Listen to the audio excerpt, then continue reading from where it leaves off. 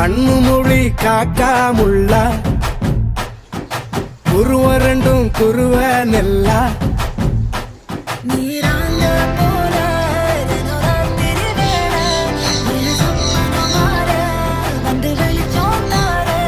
தலகாலே புரியலையே